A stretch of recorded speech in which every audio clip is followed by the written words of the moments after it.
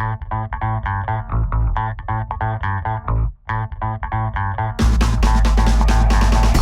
right, this is John Kohler with OKRAW.com. Today we have another exciting episode for you, and today I'm coming at you from the 8th annual Heirloom Expo taking place in Santa Rosa, California for the 8th year.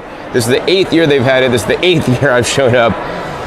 Gave a speech yesterday on gardening and my gardening tips that'll appear fairly soon, or has already appeared on my gardening channel at growingyourgreens.com or my YouTube channel, Growing Your Greens. But today, actually, I want to talk to you guys about fruits and heirloom fruits, right? I mean, if you guys are eating a lot of fruit, whether you're a fruitarian, raw foodist, or just somebody that likes to enjoy fruit, right? I want you guys to expand the varieties and kinds of the fruits that you guys are eating. You know, one of the things I think it's so sad is that if you just go to the store, those are the fruits that you think you could get or that you have available to eat. And the fruits that you find at a grocery store, even Whole Foods, or even some of those really cool produce markets, like if you live in Berkeley, California, you guys go to Berkeley Bowl, they have like lots of different varieties, right? Is a small, limited, cross section of the fruits that are available in the world. Many of these fruits are just not available unless you know a guy or you grow them yourself or visit a farmer's market, in far off lands. So I always encourage you guys to go visit farmers markets, and even better yet, grow your own foods. As you guys can see behind me, there's just tables and tables and tables of all kinds of heirloom watermelons. You think, you go to the store, you buy watermelons, you get like seedless watermelons, which are definitely not my favorite. And you're maybe getting like a few other kind of mini watermelons, but they're, growers that are growing for industrial purposes, for industrial farming practices, whether it's organic or conventional, are growing fruits that meet their specific requirements, which means normally they grow pretty well, they're not affected by bugs so much. More importantly, they travel and ship well. In addition, most fruits are picked unripe, which I think is a crime and a travesty and should not happen. So behind me, they probably have about at least over 75 varieties of different kinds of watermelons. These ones on the end have like a yellow skin on the outside. They're kind of like a, pinkish red on the inside. They have ones that are white on the inside, ones that are red on the inside, ones that are orange on the inside. All different flavors, all different shapes, all different sizes. Some of them are huge, man, like must weigh like nearly 100 pounds, some super huge, super large fruit, and they all taste just a little bit different. So in that respect, whether you are into raw foods, fruitarian, eat a lot of fruit, right? Grow your own. This opens up the doors so you guys can have a myriad of varieties and cultivars that you wouldn't be able to find. So that'll be, what does that mean? That means new taste sensations, more nutrition, riper fruits that taste better, that are better for you, that are gonna increase your health instead of, many fruits that may be deficient in certain nutrients and have nutrients like some minerals may be too high that may compromise your health. So, if you guys wanna learn more about growing fruits and vegetables, check out my other YouTube channel, Growing Your Greens, where I teach you guys how to grow the highest quality fruit, because that has been my focus since I started my gardening channel at this point in time when this video is being filmed about 9 years ago, which is totally insane. Anyways, today's episode, actually, I'm gonna introduce you guys to a new fruit. I actually didn't get it here at the Heirloom Festival. While they do sell watermelons here, and I got some actually blood red Indian peaches, which were amazing. I posted an Instagram picture of that on my Instagram, so check me out on Instagram if you're not already following me there. Instagram.com/growingyourgreens or at growingyourgreens. I post pictures of my garden, fruits, weird fruits I'm eating, foods I'm eating, juices I'm making, basically just a snapshot of my life so you guys can keep up to date with what I'm doing in my life and also learn something important and valuable at the same time. But anyways, this is actually known as a Babaco fruit. You're like, John, that's just a papaya, man. Why are you just making a video of papaya? So papayas are super normal, right? And the sad thing about papayas, unless you live in a tropical place where you could grow papaya trees and harvest them, you get them fresh, they're usually picked very underripe.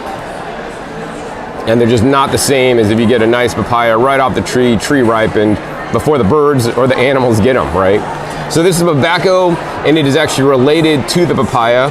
This is also known as mountain papaya, but Babaco is a true tropical fruit, actually, and it doesn't really like the cold weather, but this is actually a subtropical fruit, and this can be grown in climates that maybe get down to like as low as 28. It'll be hurt at 28, but it'll still stay alive.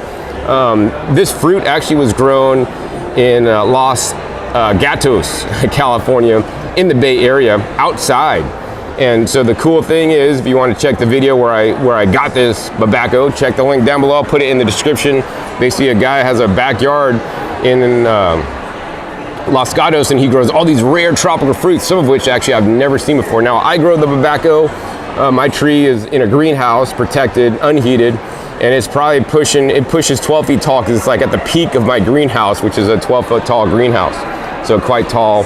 I really like it a lot because it kind of reminds me of like a papaya, although it's related. This plant, or a tree, or well, it's not really a tree, but it's this plant is originally from Ecuador, and it was introduced into the United States in the 70s, supposedly by Steve Spangler of Exotica Fruit Tree Nursery. So if you guys want to get a Babaco, check out Steve at Exotica Fruit Tree Nursery. It's propagated by cuttings. So I found rare fruit growers here in the Redwood Empire, and I got a cutting, stuck it in the ground, and it basically grew, and now my tree is 12 feet tall, and I could actually take many cuttings off it. Maybe I'll do that one of these days. But yeah, this is related papaya, and the cool thing is this actually fruit does not have any seeds. That's how they are by nature. You know, this is not like modified. This is an ancient or more heirloom style fruit that's just natural, you know, unmodified. And the cool thing about this fruit is, unlike modern day fruits that have been hybridized and have high sugar content, this actually has a very low sugar content, you know, like many more wild fruits. And they're probably higher in nutrition, have antioxidants and vitamins and minerals in there. But more importantly, this also has the enzymes, papain, you know, that papayas do.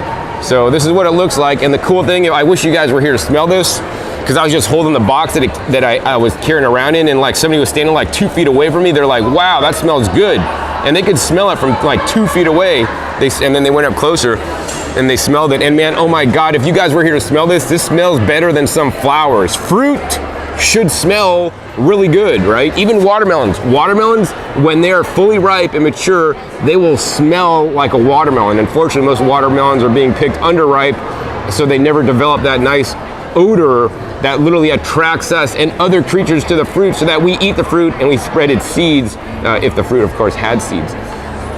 So yeah, that's one thing. This is nice and floral, smells so good. It is commercially grown in New Zealand, if you happen to live in New Zealand, also in Israel, although I rarely, if ever, see this available in the States. So you got to better know somebody if you want to try one of these without going to like Ecuador, all right? So this is what it looks like. I mean, much like a papaya, it should be soft. So this is definitely given to gentle pressure. Super fragile, super delicate. Unlike a papaya, you can totally eat the skin and all this as well. So I guess without further ado, let's go ahead and get a knife and cut this open for you guys. I'll show you guys what it looks like on the inside here. We're gonna hold that up. All right, look at that, man. It's like, see that flesh? It's like white, like cotton candy. And when I open it up, instantly, whoa, man, it smells a lot more like odoriferous. It smells like really good. It reminds me of some kind of tropical fruit. Like I can't name what it smells like. But yeah, inside there's no seeds. All the interior flesh is all edible. So let's go ahead and cut this in a nice long piece here.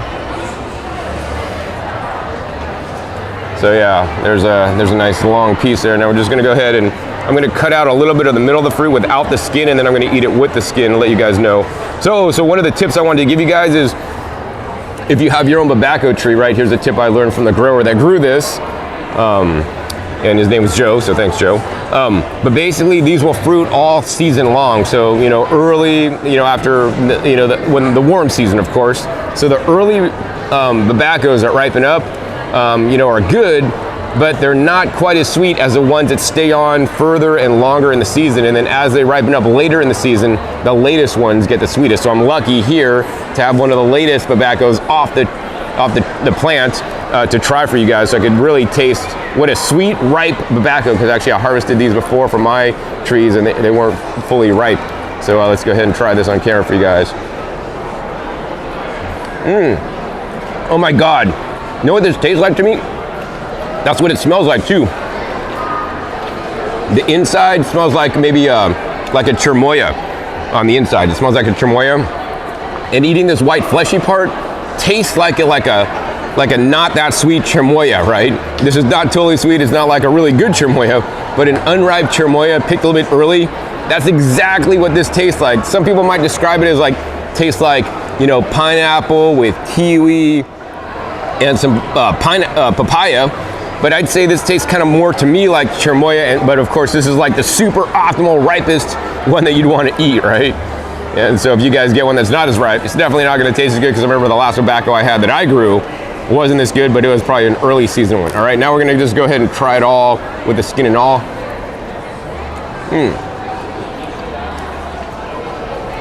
Still good. I mean, I'm not getting really the acid, right? They say this it's like a sub-acid fruit. I'm getting no acid, and once again, I want to share you guys a thing about acid. Sub-acid fruits, right? If they get fully ripe, right, there's very little to no acid, right? I don't like to eat like citrus fruits for the most part unless they're fully tree ripened, and unfortunately if you're buying citrus fruits in the store, they still have high acid. They could really do a number on your teeth, right? The acid in the citrus fruits is really bad for your teeth. I like to get optimally ripe citrus that has the least amount of acid so I can enjoy the citrus and the least acid on the teeth. And I want you guys to, so I mean, basically you got to get your fruits fully ripe. How can you do this? If you're buying it from a grower, they're picking it when they want to, not when you want them to be picked. So you really got to grow your own. I'm just going to go ahead and munch on this Babaco. I like taking the knife and just basically cutting out pieces here. I actually enjoyed it a little bit more without the skin. The skin kind of tempers the taste down because the skin's not quite as sweet. But you know what? Oh my God.